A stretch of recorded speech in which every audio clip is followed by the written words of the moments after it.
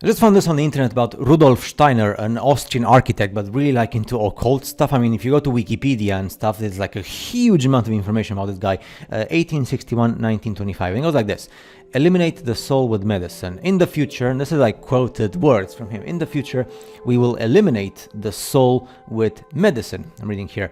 Under the pretext of a healthy point of view, there will be a vaccine by which the human body will be treated as soon as possible directly at birth, so that the human being cannot develop the thought of the existence of soul and spirit.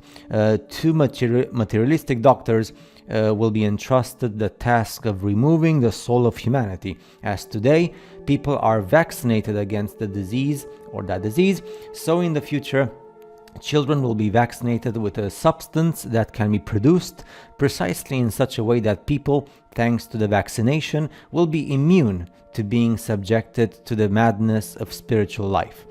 He would be extremely smart, so referring to the human being, but he or she would not develop a conscience.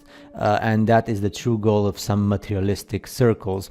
With such a vaccine, you can easily make the etheric body loose in the physical body. Once the etheric body is detached, the relationship between the universe and the etheric body would become extremely unstable, and man would become an automaton, so robot, for the physical body of man must be polished on this earth by spiritual will. So the vaccine becomes a kind of Ahrimanic force.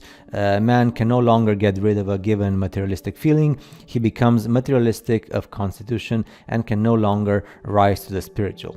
And this guy was a prominent figure. You know, he was rich, he had power, and he was part of like these like occultist, like, I don't know what you want to call them, Illuminati, Masonic or groups, whatever, back in the days, you know, in the 19th century and early 20th century. So yeah, again, this is just like the text you can find online. This reminds me of the dystopic movies. There's some like really good movies made since the 80s and the 90s, especially in the 21st century, about actually like that. You know, people.